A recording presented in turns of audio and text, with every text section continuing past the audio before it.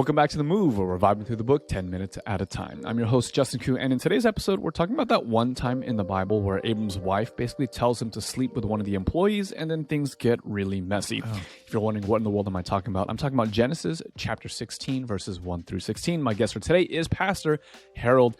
Good to see you, Pastor. We're looking at a story that at the surface is just kind of like a silly, goofy story.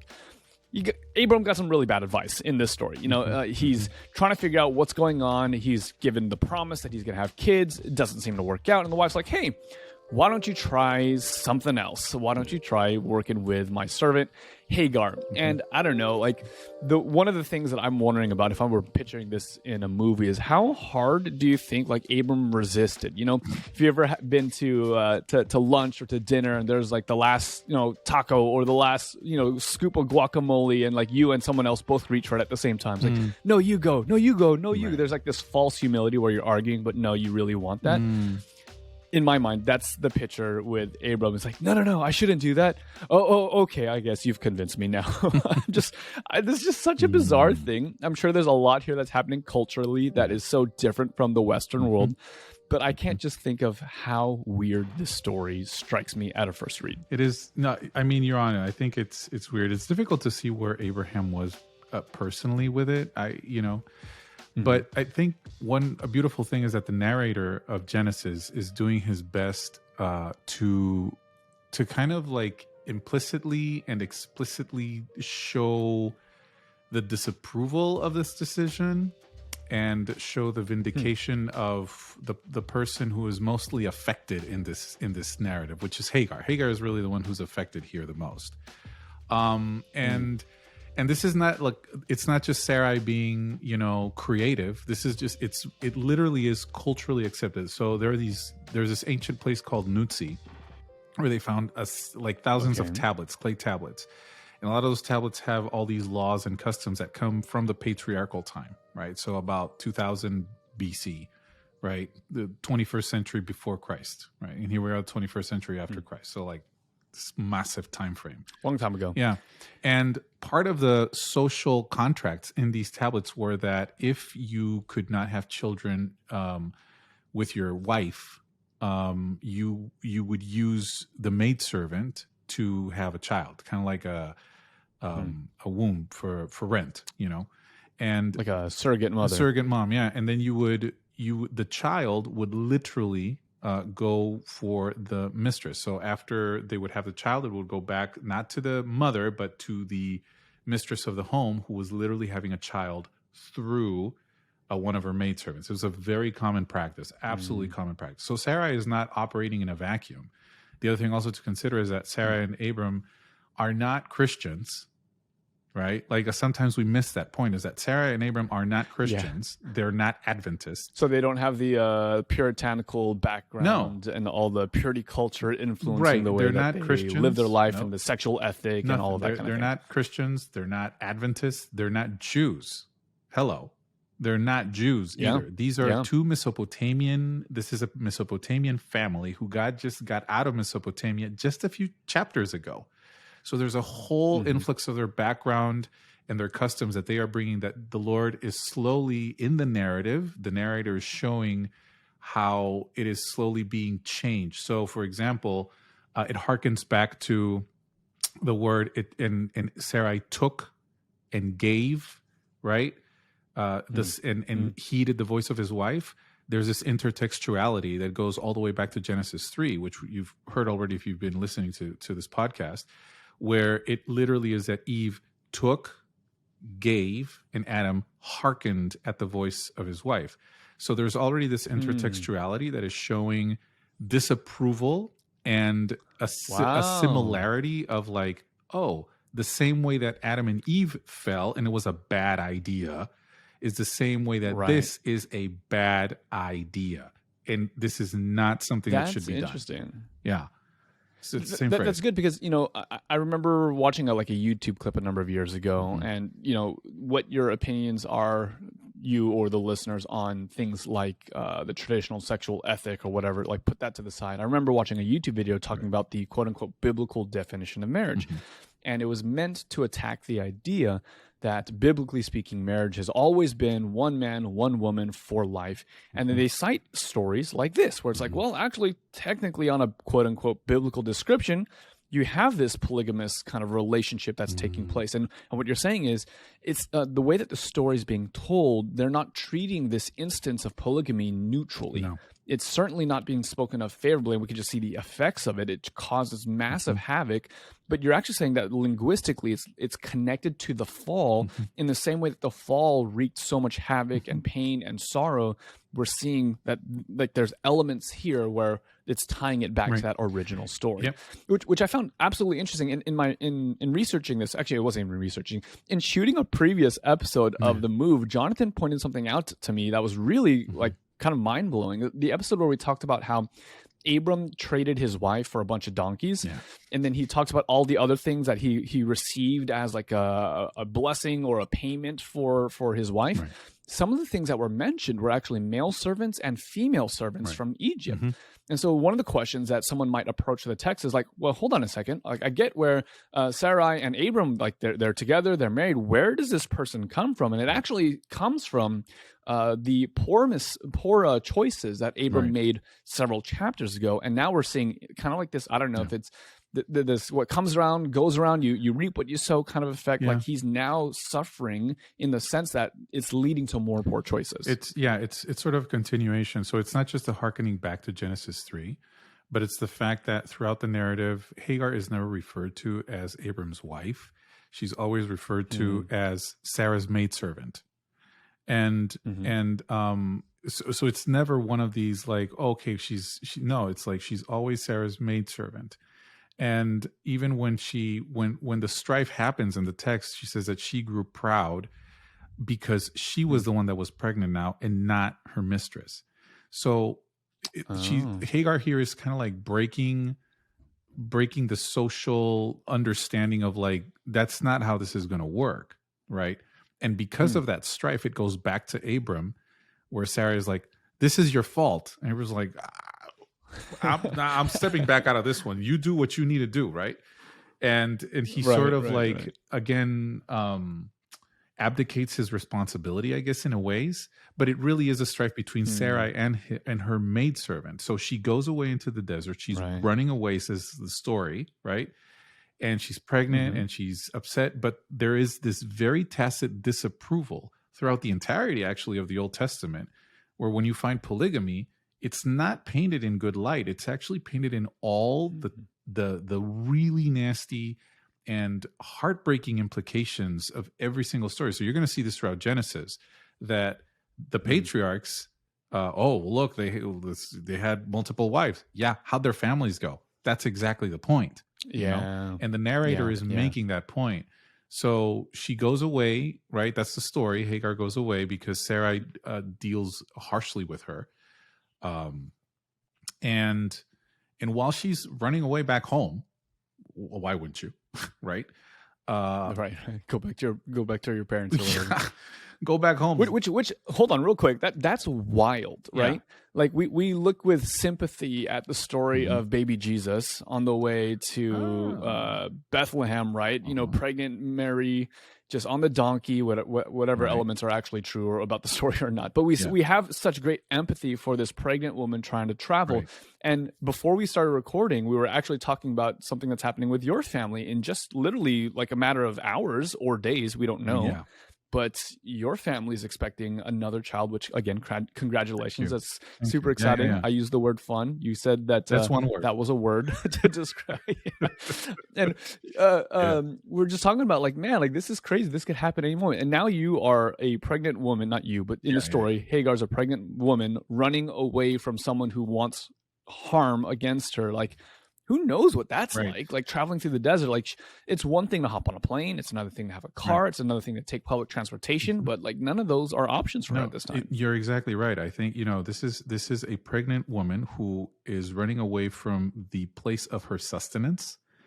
Like this is where she gets food. This is where she has shelter. She's this pregnant woman. And even throughout the Pentateuch, you're going to find these like stipulations of how you were to treat maid servants, even in these stipulations, which some people like to say, well, that means that it's approved. No, if there's a stipulation against it, it doesn't mean that that's the natural course. It means that when this happens, this is how you're supposed to treat it. So in this sad, heartbreaking instance of her life, in her desperation, this is where a key character shows up for the very first time in the narrative. Very first time in the narrative in the book, a key character then throughout the entirety of the Old Testament is going to show up. And this key character is called the angel of the Lord, right? Malach Adonai, right? And this angel of the Lord, there's very strong evidence in the text that it is the pre-incarnate, incarnate Jesus, right? Kind of like Jehovah on earth. So, yeah. So it's not an angel in the like halo and wings sense that we might think. No, it's not that. And a harp, absolutely. You got to remember that harp. So it's not that. No. But it's very likely the pre-incarnate Christ, meaning that this is Jesus before Jesus became exactly. Jesus and the way that we understand him historically. Because Adonai, Jehovah, has this propensity, and you see it throughout the narrative, actually, even in Genesis, you're seeing that that when God comes to Abram, for example, in previous passages, and we'll see him in future passages, he comes embodied. He doesn't come, Abram's not just thinking and hearing a voice in an abstract manner, and maybe I'm nuts, maybe I had too many falafels to eat. Like, no, like he is literally seeing an embodied being, person, human, whatever, come to him and talk to him and address him. So it reminds me of like the stories surrounding Lot and Sodom. When angels come to visit, they're able to eat and sup with people, and then to the point where, spoiler alert, of course, many of you are aware of how the story of Sodom ends. There's a destruction, but the angels are like physically grabbing his family and pulling him out of the rubble, so to speak. Exactly. So this angel of the Lord, this Melech Adonai, is it's Jehovah, it's God, it's Jesus incarnate, and he shows up for the first time in the narrative, not to the patriarch Abram, but to the fleeing Egyptian maidservant. And there's a whole, this is where the narrative not just shows its tacit disapproval of the idea of doing this in a way that the promise was you and Sarai, not you and Hagar. Right. But now Hagar is in the midst of this, and she's like, there's no other recourse for her except to be vindicated. And the way the narrator treats her throughout Genesis 16 and 21 is to treat her in this sort of vindication language. So the angel of the Lord shows up to her. That's the first one. The second one is that the angel tells her to name her son Ishmael, which means God has listened, God has heard, right? So because I have heard your affliction, right? The other one is that she is treated, although she is told to go back to her mistress and submit, in the rest of the narrative and by the end of her story, right, by the end of Hagar's story, she is going to be a matriarch, not from the covenantal line, but a matriarch in the sense of like she is the matriarch of the clans of Ishmael. There's about 12 clans of Ishmael, and she's the matriarch. Not only that, but spoiler alert, she's the one who picks a wife for Ishmael, which normally was the father's task, but she's the one who does it. And then she gets this promise of progeny herself. Yeah, this is what I love. Yeah, she gets a promise of progeny herself that is very similar and akin to the promise that Abram has received, right? So she's the one that says, basically, God is coming to her and saying, this is not cool, but I'm going to vindicate you. You are going to have a promise where you are going to have this abundance that is going to be established in your own progeny, right? So that the other thing that is really cool is that the angel of the Lord calls from the heavens, right? And this will happen again to her in spoiler alert 21. And but then there's two characters, Abram and Hagar, are the only ones who the angel of the Lord calls from the heavens to them, right? The other one is that she calls God by a name, because now she responds and she says, God has seen me, right? And she says, Adonai El Roy, right? El Roy. And she is the only person in the Bible, the only woman in the Bible that's actually named God. And God's like, I like that name. I'm going to keep it. Yeah. The God that sees. That's awesome. So, she's, and then there's this almost like it's almost like a counter to the covenant relationship that she establishes. And it's the same language that Abraham has in the promise, right? So she goes back, yes, to a situation that might be hairy, and that is definitely hairy, but she goes back not abandoned. Like this is the beautiful part of the story that I think is that, and that is so central, because Hagar used to be dismissed, but commentators used to dismiss Hagar, but now when you look at her story, she's a key character, and how God treats her versus how she's been treated. Like, remember that God has called her by name versus how Abram and Sarai have not called her by name. Yeah, it's like Abram and Sarah treat her like an object, like a maidservant. She's the maidservant. Yeah, taken, given. You're just this thing that helps us get what we want, kind of a thing. But God's like, no. Like, this person has immense value. I'm gonna embody myself and visit her. And I'm gonna speak to her. I'm gonna hear from her. I'm gonna bestow the almost, if not the same blessing that Abraham received. Like, you're gonna receive your version of it. Like, there's this beautiful redemptive moment that God's saying, I see where you're at, and you're not by yourself. You're still with me in this sense. Like, I see you and hear you. It's both, because that's why she's named him Ishmael. God has seen me, right? And then he called her by her name, Hagar. Now, he still says maidservant, Hagar, but he calls her by her name. So it's like, it's how God intimately knows the situation so well that he is going to go out on a limb. Not on a limb, but he's going to go out of his, I don't know if out of his way, but he's going to be intentional. That's the word I'm looking for. He's going to be intentional. There you go. In showing up in a way that is special for her. So just think about it, right? Here you are in the desert, pregnant. You have no idea where you're going to go. You think your life is over or whatever. And then God shows up in an intentional way and vindicates you. Even if somebody else has wronged you, who shouldn't have wronged you, he shows up and he vindicates. Man. Yeah. That's good. If that's not good, I don't know what's good. I don't know what's good. I don't know what's good. And again, it keeps on showing just like how messy. It was never the intent of the Lord. Going back to that initial podcast that you mentioned, it was never the intent of God to be, two wives, multiple wives. That's a terrible idea, because all it does, it just causes strife, absolute strife every single time. Yeah, it's the worst. It reminds me of the song, you take what the enemy meant for evil and you turn it for good. And that's what the story is showing, is there's a lot here that's really not great. There's a lot of stuff here that's actively evil, and it's going to probably cause some lasting harm. And yet, in the middle of it all, God absolutely shows up and turns what the enemy meant for evil, turns it for good. Yeah, and something that was not according to plan. Is that God's going to do that for us? That was not the plan. This whole mess was not the plan. But I'm going to work within this plan to still come up with good. And that's the beauty. That's why I love this story. It's a beautiful story that shows how, from the messiness of it all, the angel of the Lord, Jesus, Jesus shows up, in this woman's life. Yeah. Hey guys, before you go, just one simple request.